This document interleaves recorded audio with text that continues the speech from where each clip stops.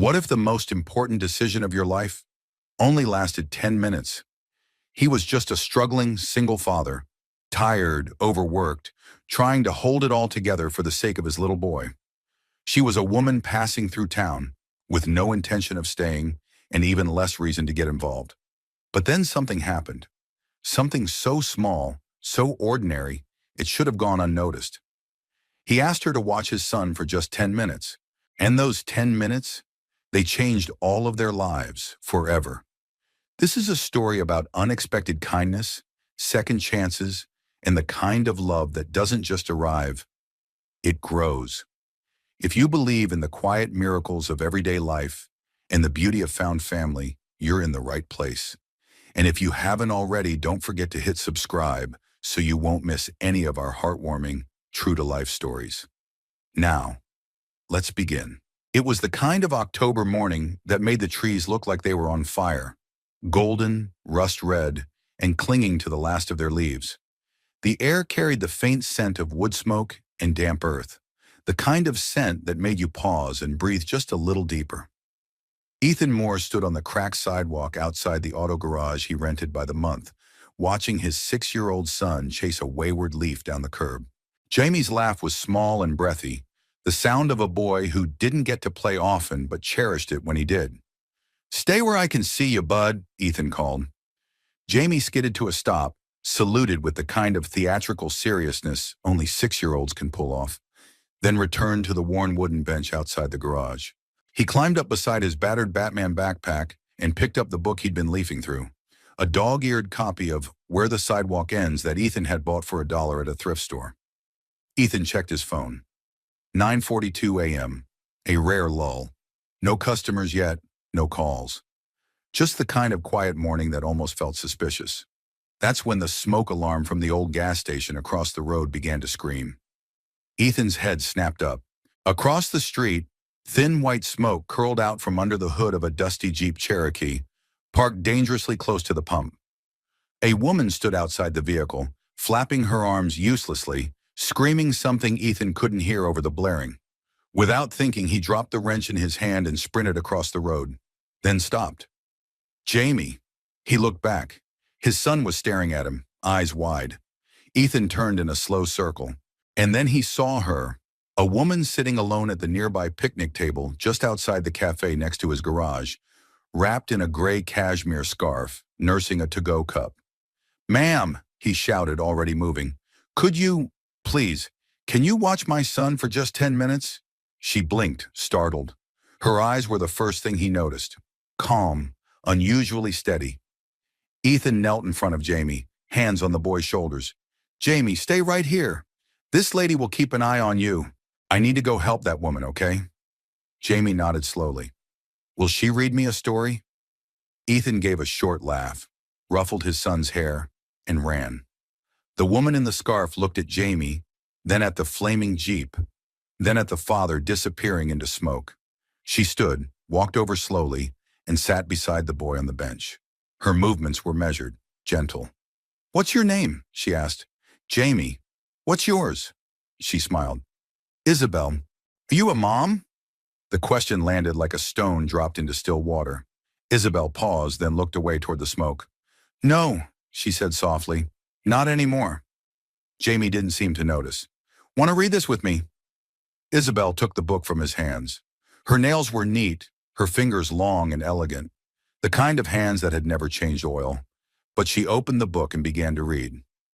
"There is a place where the sidewalk ends, and before the street begins."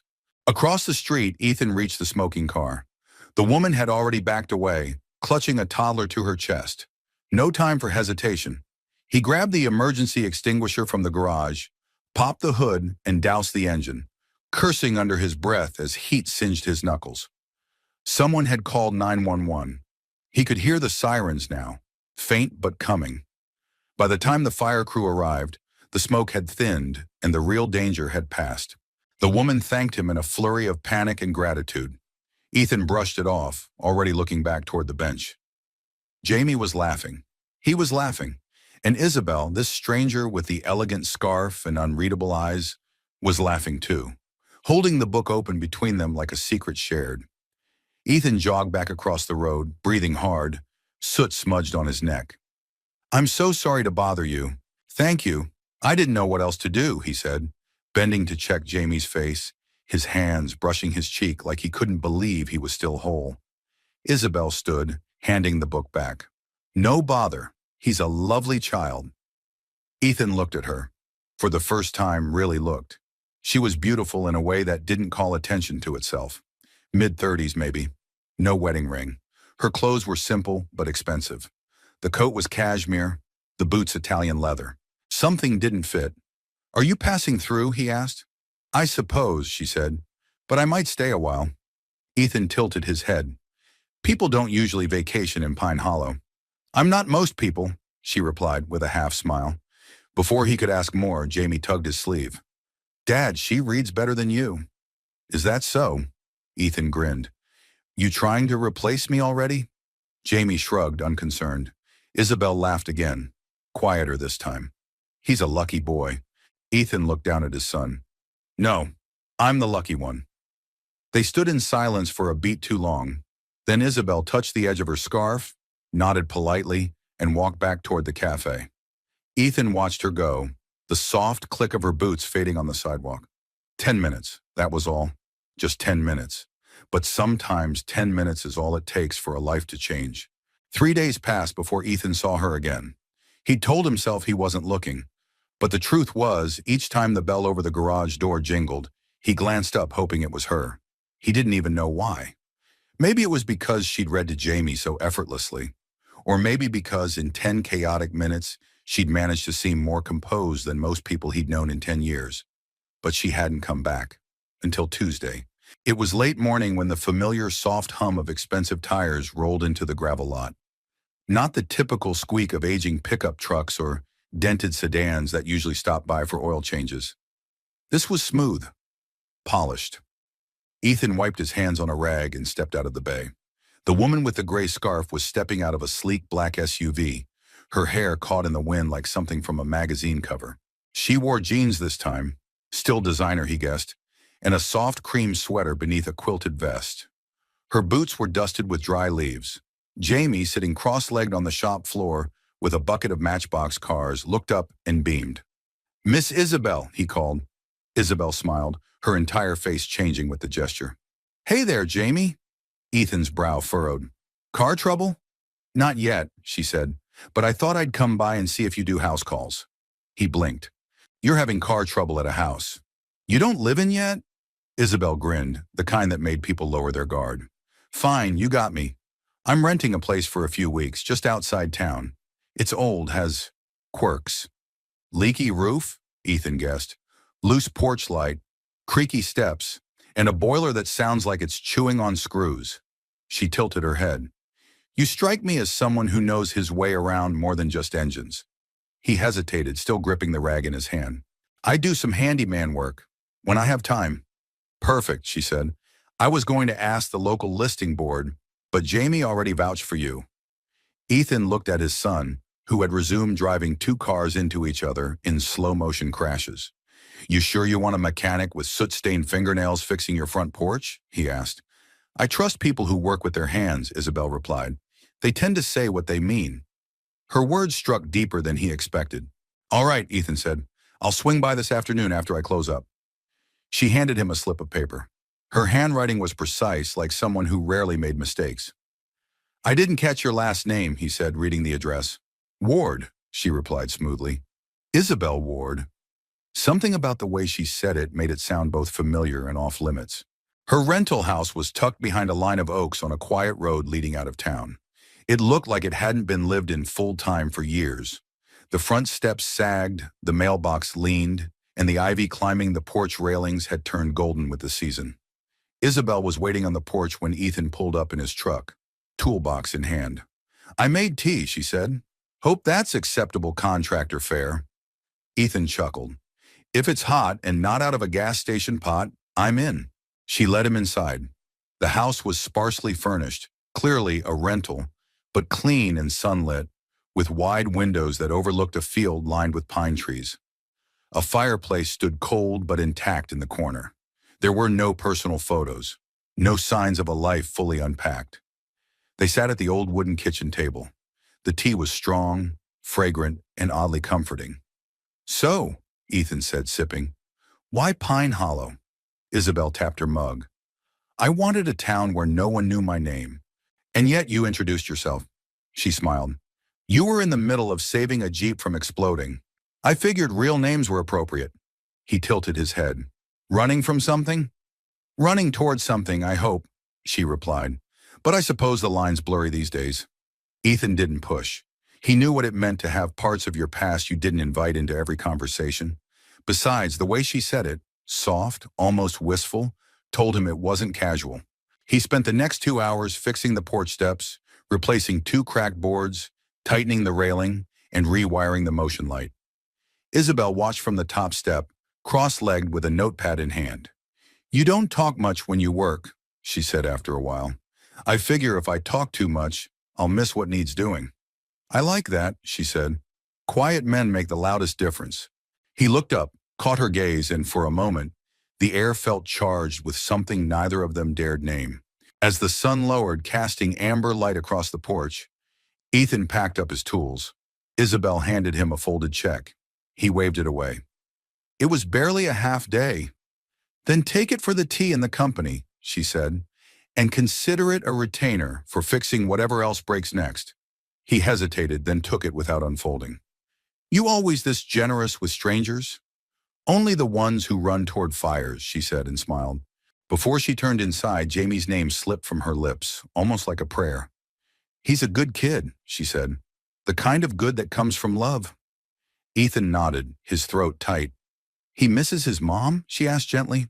"Every day," he said. "But I think he misses the idea of her more now. The warmth, the softness. I do what I can. But I'm a man with calloused hands." "Sometimes," Isabel said, stepping inside, "those are the best kind." And then the door closed softly behind her. The next time Isabel came to the garage, it was with a pie in one hand and a quiet question on her lips. "Is Jamie around?" Ethan looked up from beneath the hood of a '92 Ford and nodded toward the back office. "He's in there, drawing spaceships and asking the big questions." She smiled, smoothing her scarf. This one burgundy, soft and thick. Her eyes flicked toward the window behind Ethan. "Mind if I join him?" Ethan shrugged. He'd like that. So she did. She found Jamie on the worn couch, surrounded by colored pencils and a stack of paper that seemed to grow with each visit. He looked up and grinned. "Did you bring another book?" "I brought pie," she said. "Think that buys me a story?" Jamie nodded gravely, as if confirming a contract. They sat together, sharing forkfuls of apple pie, while Jamie told her about a spaceship powered by kindness and peanut butter sandwiches. Isabel listened intently, laughing in all the right places, her heart pulling tighter with each detail. She hadn't realized how quickly affection could grow, how one child's small hands and open heart could begin to sew something whole into a place inside her that had been threadbare for years. When Ethan stepped into the office 20 minutes later, it was to the sight of Jamie snuggled against Isabel's side, fast asleep, and her fingers gently stroking his hair. For a long moment, he said nothing.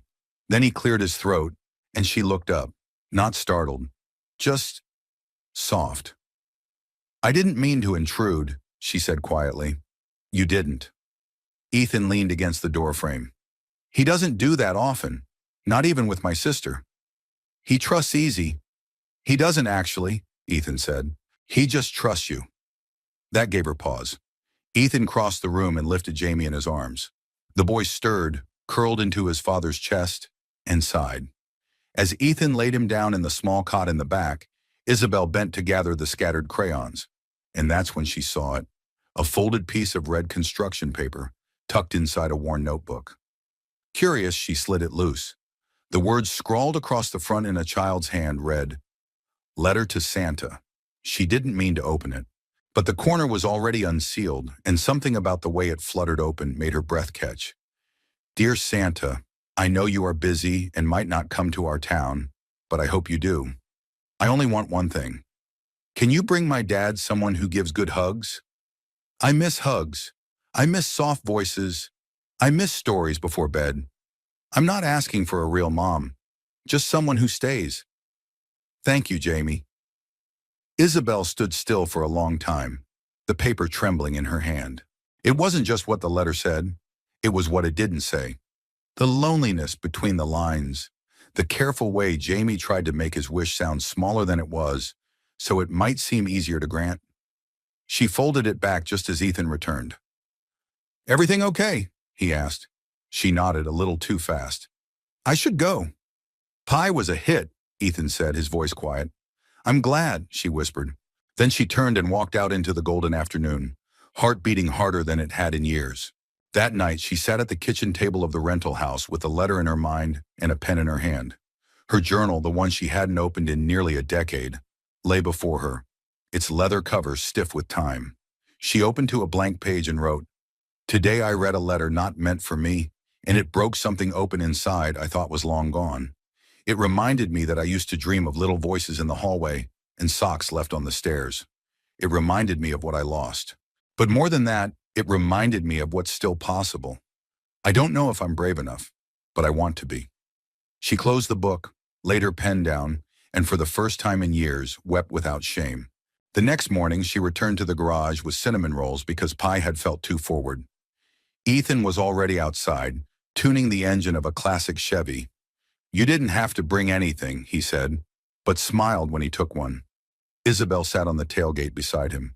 "Can I ask you something?" He wiped his hands. "Sure." "Why didn't you date after Jamie's mom passed?" He didn't answer right away. Then, "Because I was afraid I'd mess him up more than life already had." "Warren right," she nodded slowly. "You think having someone new would confuse him?" "No." Ethan looked down at the cinnamon roll. "I think it would confuse me." Isabel tilted her head. "You seem pretty clear-headed to me." He chuckled. "Only on carb-heavy mornings." She smiled, then grew quiet. "I read something yesterday. A letter. Jamie wrote it to Santa." Ethan's expression shifted. "I wasn't snooping," she added quickly. "It slipped out of his notebook." He nodded, exhaling. "I found it a few weeks ago. Never said anything. What do you say to something like that?" "I don't know," Isabel said softly. "But I do know what it feels like to wish for something you think you'll never have." Their eyes met, and something unspoken passed between them. Not attraction, not yet, but understanding, recognition, a quiet ache they both carried. "I don't want to overstep," she continued, "but if you ever need someone to read him a bedtime story again, I'd be honored." Ethan looked at her then, really looked, and whatever guarded place inside him had kept the world at arm's length, flickered. "Miss Isabel," came a voice from behind them. Jamie, still in pajamas, holding a stuffed dinosaur, stood in the doorway. "Did you come to stay?" Isabel's breath caught. Ethan watched her carefully. She crouched down, looked Jamie right in the eyes, and said, "Not yet, but I came to try." The garage was unusually quiet for a Saturday. A steady drizzle fell outside, softening the sounds of the world, like nature had turned down its own volume knob. Ethan stood beneath the raised hood of a pickup, but his hands moved slower than usual. His mind wasn't on spark plugs or belts. It was on the woman who'd started showing up like clockwork. Not with fanfare, not with drama, just presence. Isabel had brought blueberry muffins that morning. Jamie had declared her the queen of breakfast. Ethan hadn't disagreed. Now, a few hours later, she was sitting on a stool near the open garage door, legs crossed, watching the rain while Jamie lined up his Matchbox cars by color and assigned each one a superhero name. "I think Thor would drive the red one," Jamie declared. Isabel didn't argue. Ethan finally wiped his hands on a shop towel and came to lean beside her. "You ever get bored sitting here?" She shook her head. "Not once. Even when the most exciting thing happening is a 6-year-old deciding which car is strong enough to carry a dinosaur?" "Especially then," she said, smiling. Jamie ran out into the drizzle before either of them could stop him, giggling as he splashed through a puddle in his rain boots. Isabel stepped forward as if to follow, but Ethan touched her arm gently. "He needs this," he said.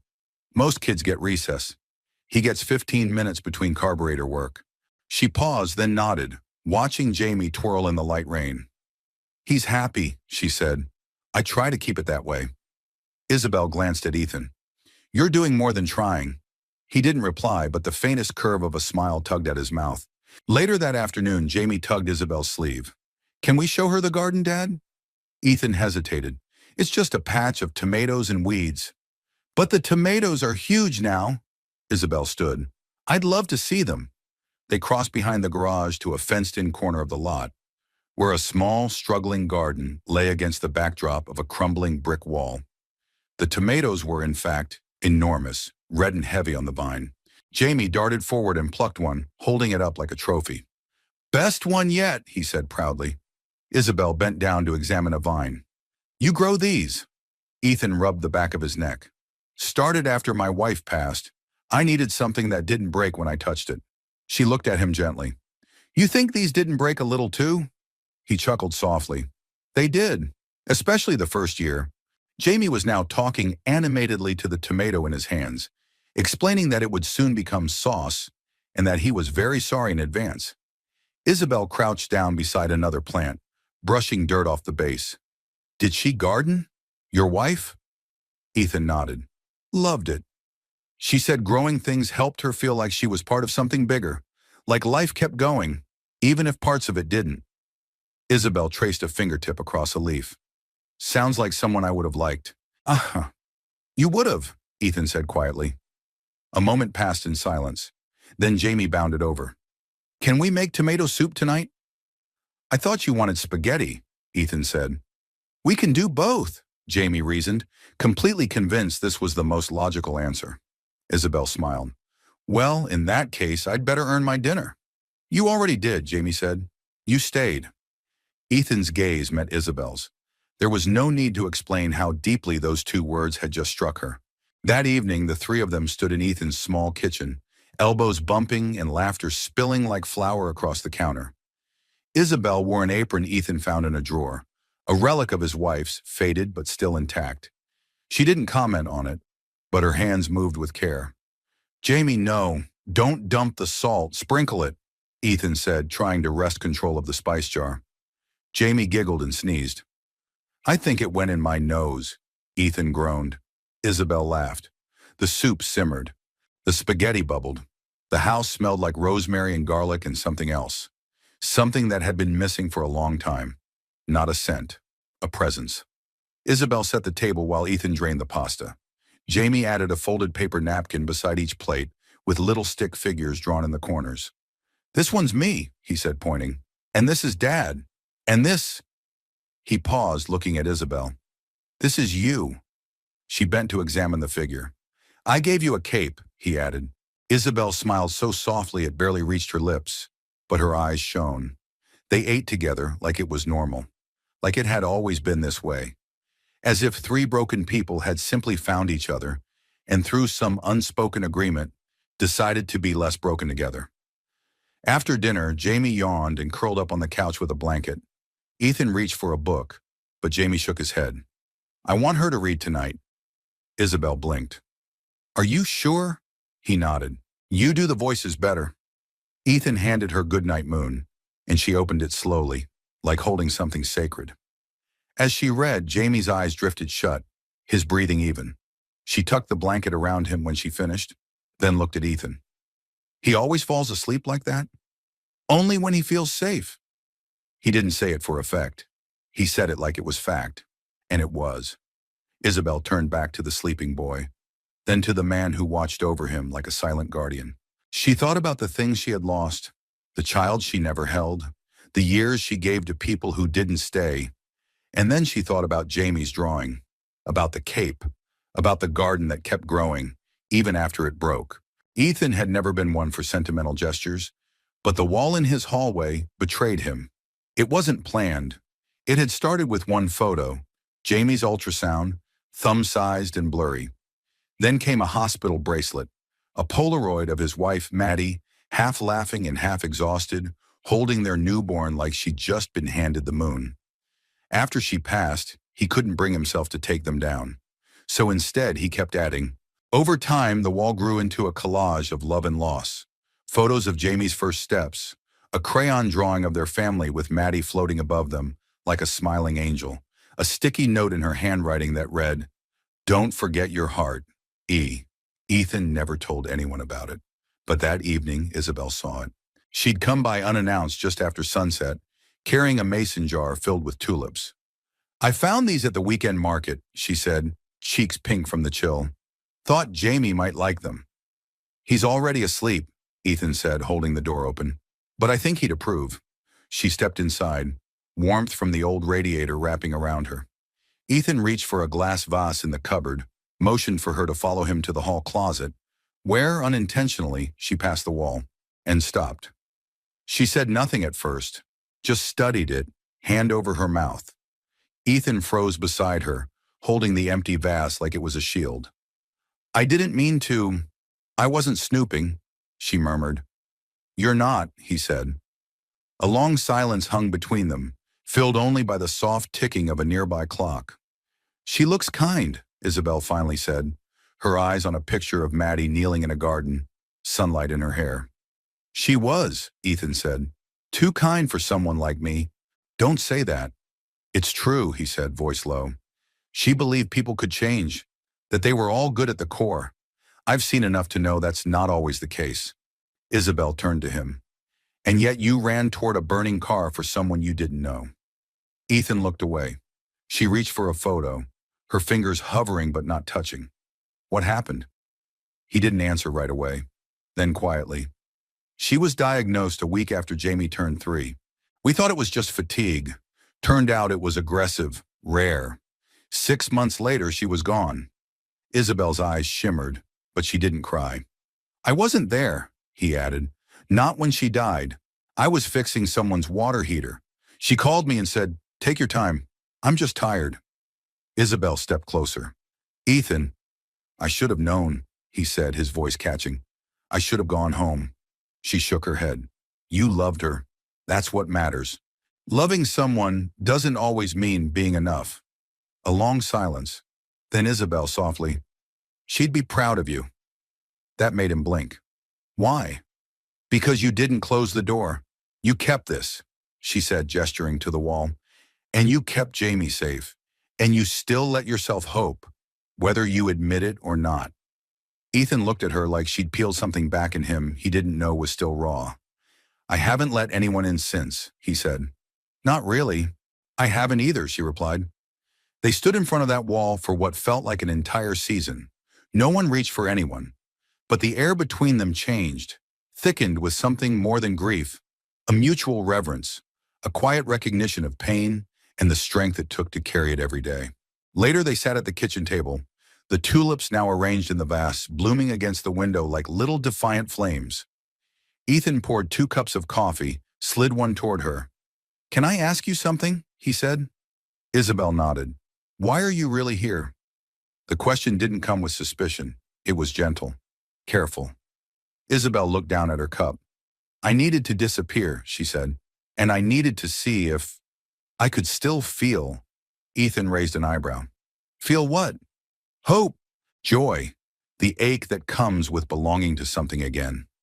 He didn't press, just listened. "I lost a child," she said after a moment. 10 years ago, a car accident. I wasn't even showing yet, but I had names picked out. A nursery half-painted. It's funny how your whole life can live in a heartbeat you never get to hear.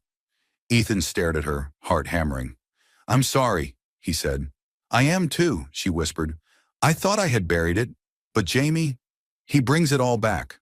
And not in a painful way, in a, maybe there's still a place for it way."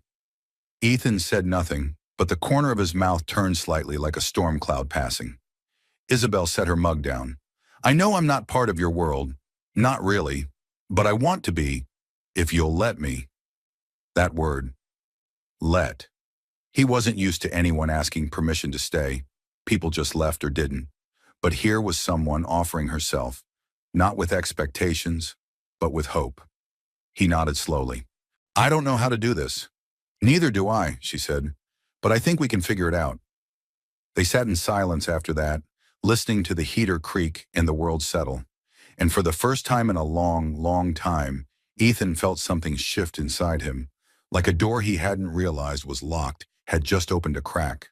In Pine Hollow, gossip traveled faster than weather, and just as unpredictably. The week after Isabel began appearing more regularly at the garage, the questions began. Quiet at first, whispered over fresh coffee in the town diner, exchanged between grocery store aisles where pickles met produce. "Who's the woman with the scarf?" "She drives that black Range Rover, right? I heard she paid double at the farmer's market, in cash." And then came the moment Ethan couldn't ignore. He was at Miller's Hardware, picking up a replacement part for a furnace he'd promised to fix. Old man Fletcher, who'd run the store since Reagan was president, leaned across the counter with a knowing smile.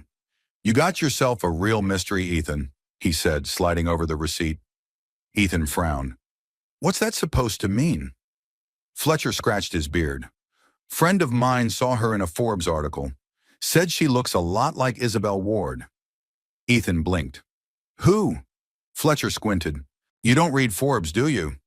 "Not since I stopped needing to know what yachts cost," Ethan muttered. Fletcher chuckled. "Ward Financial, big shot in Manhattan, disappeared after some ugly engagement fallout. She had a face on billboards a couple years back." Ethan stared at the receipt in his hand like it might provide an answer. Then he walked out without saying goodbye. Back at the garage, the Range Rover was already parked in the usual spot.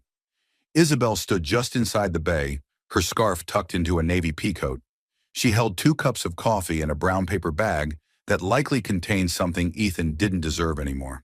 Jamie was laughing somewhere in the back, narrating a battle between a Tyrannosaurus and a fire truck. Ethan stepped inside, letting the screen door bang behind him. "Hey," Isabel said, lighting up. "I brought Isabel Ward," he cut in, voice low but hard-edged. "That your real name?" Her smile faltered. The coffee in her hands trembled just slightly. "Yes." "And the billions? The boardroom? The Manhattan penthouse?" She didn't answer right away. "Yes," she said finally. "All of it." Ethan let out a sharp breath, somewhere between disbelief and betrayal. "You lied." "I didn't lie," she said calmly. "I just didn't tell you." He stepped back as if her presence had become radioactive. "You let my kid fall asleep in your lap. You read him bedtime stories. And all the while you were, what, playing tourist in the poor part of town?" Her jaw tensed. "That's not fair." "No," he snapped, "because it sure feels like you chose to drop into our lives like we were some kind of detour." Isabel's voice dropped, but the hurt in it sharpened. "You think this was a game for me?" Ethan folded his arms. "Wasn't it? I came here to disappear," she said, her voice catching, "to be someone who wasn't constantly measured by money or headlines. And then I met you, met him, and it stopped being about hiding." He looked away, swallowing hard. "Do you know what it feels like," she said, "to be judged every day for something you never even wanted? I didn't ask for wealth. I didn't chase it. I inherited it and survived it and lost people because of it." Ethan's voice dropped. "Then why not just tell me?" "Because I liked the way you looked at me when you didn't know." Those words landed with weight. Silence ballooned between them.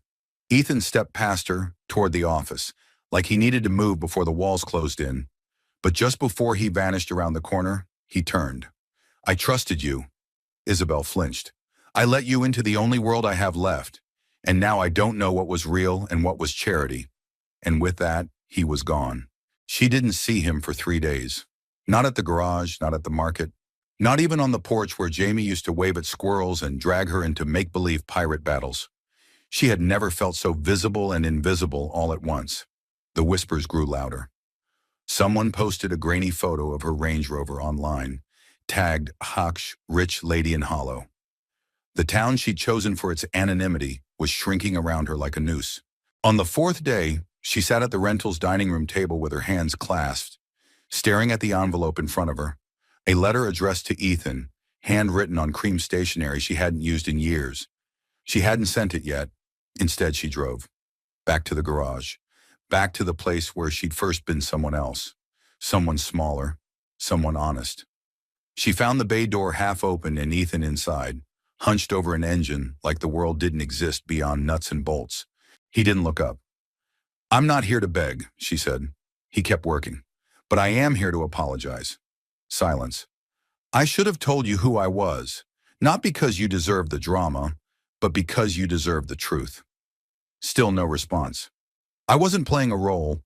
I was trying to live one I forgot I could have." Ethan finally stood, turned. His eyes were tired, guarded. I don't care how much money you have, Isabel. She blinked. I care that you didn't trust me with the truth. He tossed a rag into a bucket. The sound was louder than it should have been. I don't let people in, he said. Not because I'm noble, because I'm scared. Because every time I did, something broke. And you were starting to feel like the thing that wouldn't. Her breath caught. But now I don't know. I'm still me, she said. Are you? He didn't say it cruelly. He said it like a man staring at a puzzle missing one piece. I want to be, she whispered. But you have to let me prove it. Ethan looked at her for a long time, then nodded once. Jamie deserves that. And what about you? He paused. I don't know yet. The silence in the house felt heavier now. Jamie still asked about her, not with the urgency of a child missing his favorite toy, but with the solemn weight of someone realizing something good might not come back. Is she mad at us? He asked one evening, while poking listlessly at his macaroni. No, buddy, Ethan said, though he wasn't sure if that was true. Sometimes grown-ups just need space to figure things out. Jamie didn't answer. He just nodded, like he'd already started learning that the world was full of goodbyes that didn't come with reasons. Later that night, after Jamie fell asleep with Goodnight Moon pressed to his chest and the porch light humming softly outside, Ethan found himself doing something he hadn't done in years. He opened the envelope she'd left behind. It wasn't sealed, just resting on the corner of the table, like an apology too fragile to close. Inside was a leather-bound journal, worn at the corners, smelling faintly of lavender and ink. There was a note folded neatly on top. Ethan, I didn't know how to say everything that needed to be said. Maybe these pages will say it for me. You asked who I really was. This is me. Isabel. He turned the first page, then another, and another. She had written to no one, or maybe to the version of herself she no longer recognized. The entries spanned years, but they weren't diary notes. They were letters, unsent, unspoken, unfinished. To the child I never held, I think about you every day. Your name changes depending on the weather. Sometimes I call you Lily, sometimes James, sometimes just Little One. I wonder if you would have loved books. I wonder if you would have had your father's crooked smile or my laugh that always arrived a second too late. I wonder if you would have saved me. Ethan felt the breath leave his body. He kept reading. To the man I almost married, you taught me how easy it is to be wanted for all the wrong reasons. Thank you for the lesson. Thank you for the heartbreak. It led me to the silence where I finally heard myself again. To the world, I am tired of being a dollar sign with good shoes. I am tired of being admired and not known. I want someone to see the part of me that still makes her own tea and cries at old movies. I want to matter to someone who doesn't know my resume. I want to be chosen, not for what I can give, but for who I am when no one is looking. By the time Ethan closed the book, dawn was edging over the hills, and light streaked across the garage roof in soft gold bands. He sat at the kitchen table, the journal in front of him, and felt something shift. He'd built walls, and she had too. But hers weren't made of suspicion, they were made of sorrow. He didn't see her for another 2 days. But when he did, it wasn't at the garage. It was at the garden. He hadn't expected her. He was weeding alone, the soil warm beneath his knees, the tomato vines overgrown and wild. She came through the back gate quietly, hands in her coat pockets, a paper bag tucked beneath one arm. I brought muffins, she said. Ethan stood slowly, brushing dirt from his jeans. Jamie's inside, she nodded. I'll wait. He hesitated, then said, I read it. Isabel looked down. I hoped you would. You wrote like someone who forgot people could still listen. She smiled faintly. I did forget. They stood between rows of green, the late sun laying long shadows on the earth. You asked if I still saw you, Ethan said. And I do. Her eyes shimmered. I see someone brave enough to stay when she's afraid. Someone who's lived in noise so long, she mistook silence for punishment. Someone who could have run, but didn't. Isabel swallowed hard. I'm still figuring out who I am outside the headlines. Ethan nodded. Me too. Just in a different way. She stepped closer. I meant what I wrote. about wanting to belong somewhere again. Ethan met her eyes, his voice rough. Then come back in, even if we're both still figuring it out. She nodded, and the quiet between them was no longer silence. It was space, room for something to grow. That evening, Jamie stood on the porch when he saw her approach again. A different scarf this time. Sunflower yellow, like she was trying to believe in something. He ran to her before she'd fully reached the steps and threw his arms around her waist. "You came back!" She bent and held him tightly. "Of course I did. Dad said you needed thinking time. Did it work?" Isabel laughed gently. "It did. I missed you."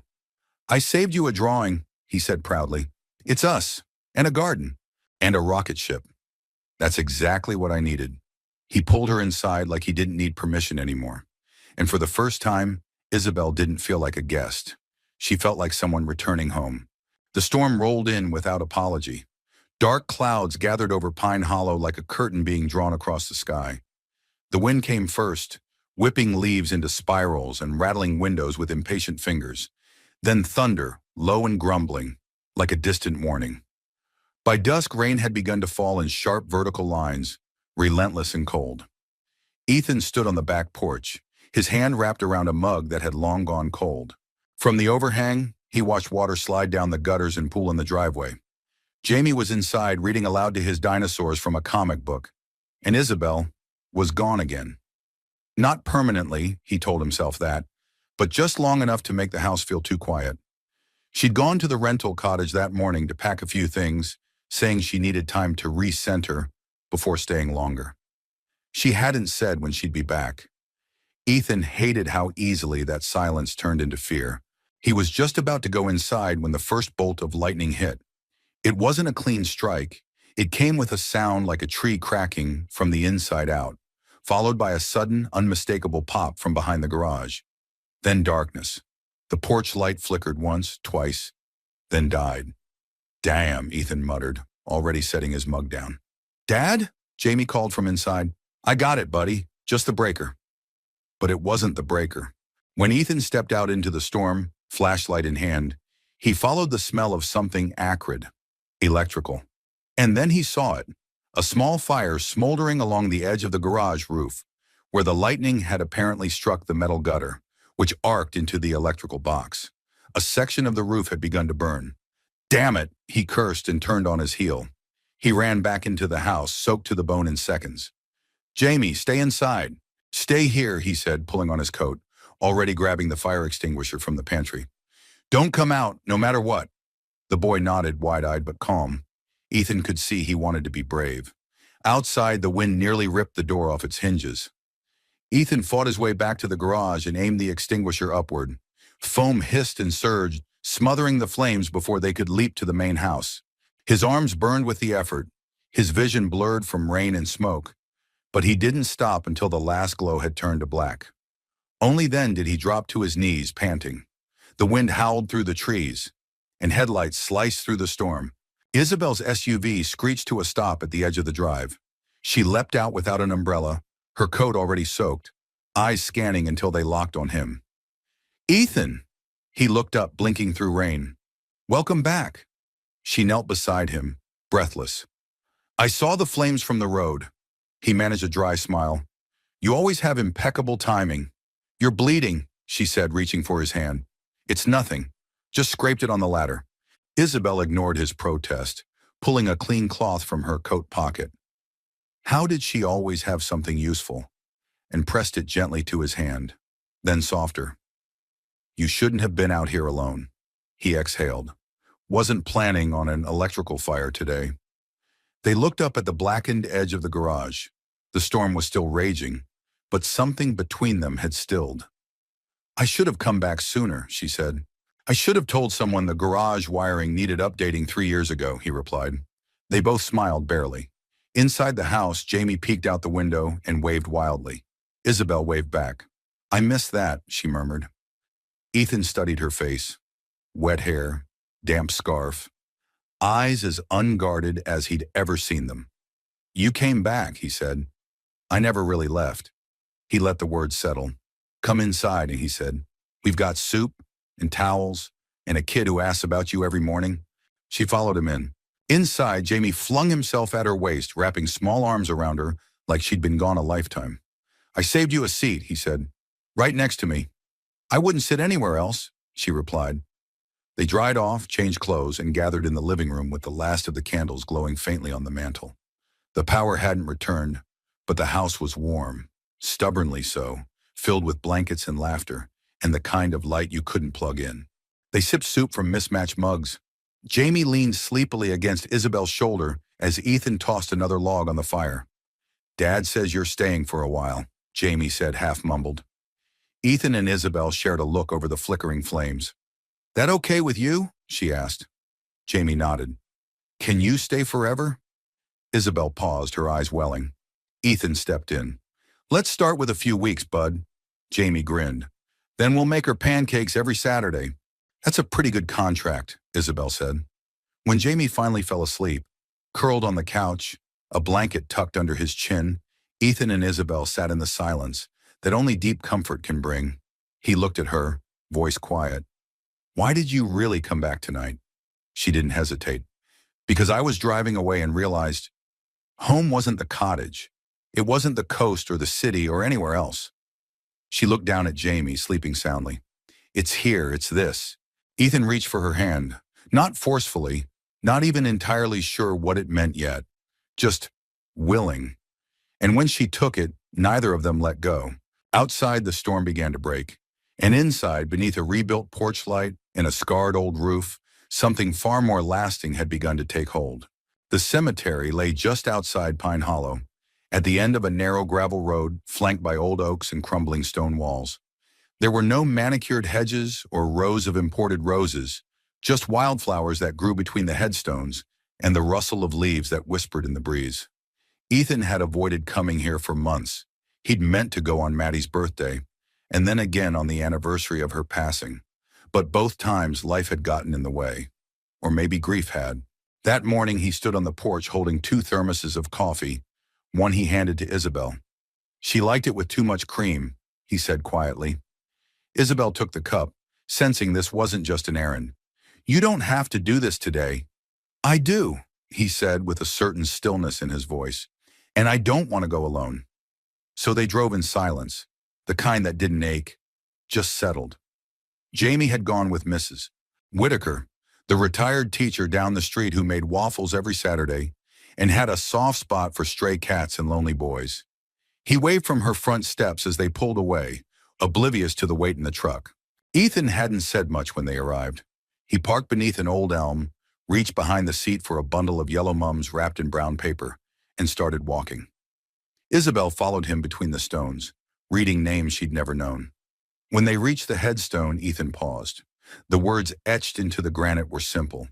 Madeline Grace Moore, beloved wife and mother. She taught us how to love, even in goodbye.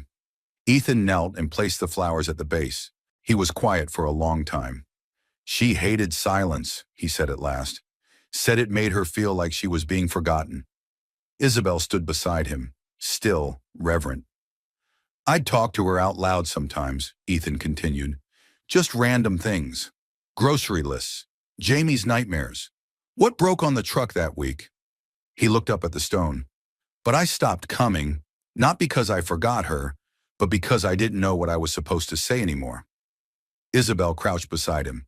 "Maybe you're not supposed to say anything. Maybe just being here is enough." He turned to her. "Would you mind giving me a minute?" "Of course," she said, rising. She stepped back, out of earshot, but not out of sight. Ethan stared at the grave. The leaves rustled gently overhead, casting dancing shadows across the grass. "I know I've made mistakes," he whispered, "and I know I've messed up more than I've made right. But I never stopped loving you. And I tried, God, I tried to give Jamie a good life." His voice faltered. "I don't know what you'd say about Isabel, but I know what I hope you'd say." He exhaled. "She makes the room warmer when she walks in. He sleeps better when she's here. And I think I do too." He placed a hand on the cold granite. "If there's a way you still see us, just know I'm trying." He stood slowly and turned toward Isabel. She hadn't moved, just watched him with the kind of patience that couldn't be taught. When he reached her, he said simply, "Thank you." They walked back to the truck without speaking, but when he opened her door and helped her in, his hand lingered at her elbow. Not possession, just connection. They didn't go home right away. Instead, they stopped at the town overlook, where a wooden bench faced the hills and the river beyond. It had been Maddie's favorite spot in autumn, where the world turned gold and orange and whispered that death wasn't the end of beauty. They sat side by side, coffee cooling between their hands. "Did you love her a lot?" Isabel asked gently. Ethan didn't flinch. "I did. Does it scare you that you might love again?" He looked out at the landscape. "Not as much as it scares me that I might not." Isabel didn't respond right away. Then, "I used to think grief and love were opposites, but maybe they're just two halves of the same ache." Ethan glanced at her. "And what do you think now?" "I think love is what remains when grief gets tired." He reached for her hand. She let him take it. They sat like that for a while, watching the leaves fall, hand in hand, saying nothing that needed translation. Later that evening, back at home, Jamie ran to greet them at the porch. "Did you find her?" he asked, not understanding the meaning, but sensing something sacred in the day. Ethan bent and scooped him up. "Yeah, bud, I think we did." Jamie looked puzzled. "But she's in heaven." Ethan smiled. "And maybe she left the porch light on for us." Jamie turned to Isabel. "Did you cry?" "A little," she admitted. "Dad cries when no one's looking," Jamie announced. Ethan groaned. "Thanks for outing me, pal." Jamie giggled and wriggled free, racing inside to report his day of waffles and cat drama. Ethan and Isabel lingered on the steps. "Was it too soon?" he asked. "No," Isabel said. "It was right on time." Ethan studied her. "He's already written you into his world, you know." She nodded. "He's written himself into mine, too." He paused. "Are we writing something real?" he asked. Isabel leaned against the porch post, her smile soft. "We're not just writing it, Ethan. We're living it." And in that moment, the past didn't feel like a weight anymore. It felt like the soil beneath a garden finally ready to bloom. Isabel hadn't opened her laptop in over a month. It sat like a forgotten relic in the corner of the rental's kitchen table, quietly collecting dust beside a stack of Jamie's artwork and a half-finished puzzle. But that morning, curiosity, or maybe fate, got the better of her. She lifted the lid and waited as it blinked to life, humming softly. Her inbox was flooded. Messages from board members, a handful from distant acquaintances she hadn't spoken to since she vanished, and one flagged urgent from Carla Hensley, her former chief of staff, and the closest thing she had left to family in the world of high-rises and quarterly returns. She clicked it. Subject: Return and Recovery. Isabel, we've handled the press as best we could. Public sympathy has shifted in your favor. The board wants to meet. They're ready to offer you the full reinstatement package. CEO title, control of assets, full creative autonomy. They say it's yours if you return to New York before the quarter ends. You'd be welcomed back as the visionary you always were. Think about it. Carla Isabel read it twice, then closed the laptop slowly, like it might bite her. Her heart raced, not with excitement, but with something more tangled, something that smelled like temptation but tasted like dust. She looked out the window. Across the road stood Ethan's garage, its roof patched with fresh shingles after the storm, the porch light already glowing despite the afternoon sun. Jamie was there too, drawing rockets on the sidewalk in blue chalk. She watched as he laughed at something Ethan said, his entire face lit up with joy. A vision of another life flickered into her mind. Conference rooms, catered lunches, red carpet galas where no one ever asked how she felt, only what she owned. And yet here, this boy had handed her a crayon and a seat beside him on the porch, like it was the greatest gift he could offer. Her fingers curled slowly into a fist. She didn't say anything about the email that evening. Not while Jamie convinced Ethan to make pancakes for dinner. Not while they played a raucous game of charades that had Isabel crying with laughter when Ethan tried, and failed, to mime a flamingo. Not even when Jamie fell asleep in her lap again, his fingers clutching a corner of her scarf like a security blanket. Ethan noticed her quiet, though. He always did. They stepped onto the porch after tucking Jamie into bed. The night air was crisp with the scent of pine and the whisper of leaves beginning to fall. You're a million miles away, he said gently. She hesitated. Then, I got an email today, from my board. Ethan leaned against the railing, nodding slowly. Let me guess. They want you back. They do. Full control. Public redemption. All the perks. And, I don't know, she said truthfully. Ethan didn't reply right away. Then he said, Do you miss it? She considered the question. I miss parts of it, the purpose, the strategy, feeling like I could change the world with a few well-placed decisions. And now? Now I change the world by reading bedtime stories, she said with a faint smile. Ethan exhaled. Sounds like better odds. Isabel turned to him. But I'd be asking you both to give something up if I stayed. We haven't asked for anything, he said. Not even for you to stay. She looked down. That's almost worse. He stepped closer, his voice lower. You think we don't want you here? I think maybe I've started to need this more than I'm willing to admit, she whispered. And that scares me. Needing something isn't weakness, he said. It's proof you're still alive. They stood in silence. Then Ethan said quietly, If you decide to go back to that world, I won't stop you. I'll be proud of you. But I can't pretend it won't break a piece of me. And Jamie, her eyes filled. I know. He touched her hand, gently, reverently. But if you stay, I want it to be because you choose us, not because you're running from something. She nodded. I don't want to run anymore. Then don't, he said. Stand still. Let yourself belong. The next morning, Isabel didn't open the laptop again. Instead, she walked into town. She stopped at the cafe where everyone knew her as just Isabel, not Ms. Ward. She bought a cinnamon bun and gave the barista a drawing Jamie had made for the tip jar. Then she walked to the library where she sat in the children's section and read aloud to a group of toddlers for an hour, just because she could. When she got back, she found Ethan in the garage, wiping grease from his hands. Jamie was beside him, holding a wrench like a wand. She walked right up to them and said, I'd like to turn the garage into a library on weekends. Ethan blinked. You want to what? Just part of it. For now. Books, beanbags, a reading nook for the kids. He grinned slowly. You're serious? I've never been more. Jamie bounced. Will there be hot cocoa? Isabel nodded. And cookies, the kind with too many chocolate chips. Jamie let out a whoop. Ethan leaned close, voice warm. Does this mean you're not going back? Isabel smiled. I'm not going back anywhere. I'm going forward. Here. He looked at her for a long time, then said, Welcome home. That night, she finally replied to Carla's email with a single sentence. Tell the board to find someone else. I already have everything I need.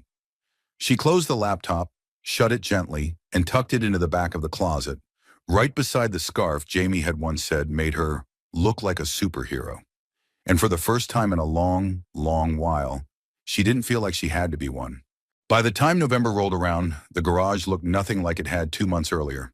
The blackened roof from the fire had been fully replaced, thanks to Ethan's grit and Isabel's not-so-subtle insistence on hiring a proper roofer. The inside had been reorganized too, one half still humming with oil changes and tire rotations, the other slowly transforming into what Jamie had dubbed the Little Book Nook. They hadn't officially opened it yet. There was no ribbon-cutting ceremony or grand announcement. But children were already dropping by on Saturday mornings to sprawl on the old carpet squares and listen to Isabel read stories about dragons, astronauts, or sometimes, by Jamie's demand, talking marshmallows who went on adventures. Ethan watched it all unfold with a quiet kind of awe. He never said it out loud, but there was something sacred about the way Isabel moved through this space now. She was no longer a visitor. She brought muffins without fanfare, folded Jamie's laundry without asking, and sometimes hummed while sweeping up dirt like she'd been doing it for years. That morning he found her out back, standing in the middle of the garden. Frost had come early this year. The vines were curling in on themselves, their season nearly done. Isabel held a watering can like it was a chalice, even though the ground was too cold now to drink. Ethan stepped up beside her. Might be time to say goodbye to the tomatoes. She nodded. I always hate the end of a growing season. Feels like letting go of something you worked too hard to lose. They'll come back next spring. Not these exact ones. No, he said, but maybe something better. She looked at him, eyes soft, hair pulled back beneath a knitted cap Jamie had insisted she wear. "You're not just talking about plants, are you?" Ethan shrugged. "Maybe not." They stood in the silence together, shoulder to shoulder. The kind of silence that speaks more than words ever could. That evening, they sat on the front porch, a blanket draped across their laps and mugs of cocoa nestled between their hands. Jamie lay curled in the rocking chair, snoring lightly with a book still open across his chest. The porch creaked gently beneath them. "He's growing up fast," Isabel whispered. Ethan nodded. "Too fast. Sometimes I still look for the baby monitor. Sometimes I still look for my old life." He turned to her. She smiled. "And then I remember. I traded it for this." The stars blinked above them like far-off lanterns. The porch light glowed behind them, casting a warm halo over the steps. "I've been thinking," Ethan said, "about the land behind the garage. It's just sitting there." Isabel sipped her cocoa. "You want to expand?" "Not the shop, something else." She waited. "I thought maybe a greenhouse. Something we could build together. A place for Jamie to keep growing things. For you to keep growing, whatever it is you've been growing in all of us." She blinked. "You're serious?" "I've got old lumber, tools, time, and someone worth building it for." She set her mug down. "Ethan." He reached into his coat pocket and pulled out a small folded piece of paper. It wasn't a ring. It wasn't even a question. It was a drawing, one Jamie had made earlier that week. 3 stick figures, one tall, one medium, one small, all standing in front of a crooked greenhouse with little red tomatoes growing out the sides. Above it was a title, scrawled in purple crayon, "Our Family Garden." Isabel's breath caught. "I told him I was thinking about it," Ethan said, "and he got to work." She stared at the drawing for a long time. Then very slowly she reached out and took his hand. "I don't need papers or proposals," she said, "but if you're asking if I want to build a life here, with you, with him, then yes, 1,000 times yes." They sat there in the quiet, the rocking chair gently swaying with Jamie's weight, the drawing pressed between them like a promise, and somewhere inside they both felt it. They weren't surviving anymore. They were planting roots. Later that night, after Jamie had been carried inside and tucked beneath covers, and the house had gone still, Isabel stood alone at the kitchen window. She looked out into the yard, where the moonlight lit the space behind the garage, the untouched earth Ethan had spoken of. She imagined what it would look like. Glass panels catching sunlight, rows of soil waiting for seeds, laughter bouncing off wood beams as they built it one plank at a time. And beside it, maybe someday, a table long enough for friends. A place where love could take root, not in wealth, but in weathered hands, shared meals and bedtime stories read by candlelight. Ethan stepped in behind her, wrapping his arms gently around her waist. "What are you thinking about?" he asked. "Greenhouses," she whispered, and finally being home. Snow arrived early that year. It came quietly in the night, frosting the rooftops of Pine Hollow in delicate lace. By morning, the ground shimmered under the soft light of December, blanketing the field's driveways and porches in white silence. Inside the little house behind the garage, the scent of cinnamon and pine filled the air. Jamie sat cross-legged in front of the tree, tongue peeking from the corner of his mouth as he tied a red ribbon around the last handmade ornament, a crooked cardboard star that bore a glittery J at the center. Ethan stood near the fireplace, nursing a cup of coffee, watching his son with that unmistakable mixture of pride and disbelief. How had 6 years moved so fast? And Isabel knelt beside Jamie, carefully adjusting a garland of popcorn around the lower branches. She looked up at Ethan and smiled. He smiled back, the kind of smile that knew pain, had lived through storms, but still chose joy every time it was offered. Later that morning, the townspeople gathered at the garage, not for a tune-up or tire change, but for the grand opening of something they never knew they needed. The Hollow Haven Library. Children and parents trickled in, brushing snow from their coats, cheeks pink from the cold. Inside, books lined handmade shelves, beanbags circled a cozy rug, and in the corner, a small sign painted by Jamie himself read, "Stories grow here." Isabel stood by the door, greeting each child by name. She wasn't just a guest in this town anymore. She was woven into it, into the rhythms of its quiet streets and kind eyes. Ethan watched from behind the counter, wiping his hands on a cloth, heart full in a way that had nothing to do with mechanics. Jamie burst in from the back room, face glowing. "Miss Isabel, can I read today's story?" She knelt. "Absolutely. You're our featured reader." He beamed. She handed him The Little Engine That Could, the one he always chose when he felt brave. As he climbed onto the stool, Isabel stood beside Ethan. "He's thriving," she whispered. "He's loved," Ethan said. "That's all kids need." She turned to him, quiet. "Sometimes, that's all grown-ups need too." He didn't answer, but took her hand gently. That night, the world softened under snow. The three of them sat by the fire. Jamie nestled between them, blanket tucked to his chin. Isabel had just finished reading the final page of The Velveteen Rabbit, her voice hushed, reverent. Jamie blinked slowly, drowsy but smiling. "Dad?" he murmured. "Yeah, buddy? Can I call her Mom now?" The room stilled. Isabel froze. Her breath caught halfway between surprise and disbelief. Ethan looked at Jamie, his eyes misted but steady. "You can call her whatever feels right." Jamie turned to her, curling closer beneath her arm. "Is that okay?" She blinked back tears. "That's more than okay." He nodded, then tucked his face into her side. "Good night, Mom." Isabel held him close, her hand resting over his heart. "Good night, sweetheart." And just like that, a name became a promise. Later, after Jamie had been carried to bed and the fire had turned to embers, Ethan and Isabel stood outside on the porch, snow still falling gently around them. The stars blinked between clouds like they too were settling in for winter. "I didn't know 10 minutes could change a life," Isabel said softly. "I didn't either," Ethan replied. She leaned against his shoulder. "Sometimes I think about that day, about what would have happened if you hadn't trusted me, if I'd just watched you run off and never looked back." "I think about it too," he said. "But then I remember, you didn't look away. You looked at a tired man with grease on his hands and a kid in his arms, and you saw more than what the world sees."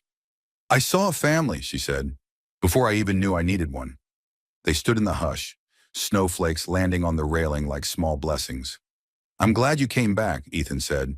"Not just to Pine Hollow, but to yourself." Isabel nodded, her eyes bright. "I used to think strength meant building walls. Now I know it's letting people in." Ethan turned toward her, voice quiet. "Do you still feel like you're running?" "No," she whispered. "I feel like I've finally arrived." In the months that followed, the garden behind the garage thawed. The greenhouse went up slowly, each beam hammered by Ethan, each panel placed with Jamie's help, each bed lined with Isabel's handwritten signs. Hope, patience, second chances. The library grew too, expanded with donations from neighbors who believed in the power of stories. Children gathered every Saturday, not just for books, but for warmth, belonging, and the quiet joy of being seen. No one ever asked Isabel about her net worth again. They asked her for reading recommendations, for help tying shoelaces, for advice on how to love more gently. And she gave it, freely, fully, with the heart of someone who had learned that true richness doesn't come from what you hold, but from what you give. Years later, when someone asked Jamie where he came from, he would grin and say, "I'm the kid who gave a billionaire 10 minutes of his dad's trust and got a mom for life." Because sometimes the smallest acts of kindness, like watching a child for 10 minutes, open the door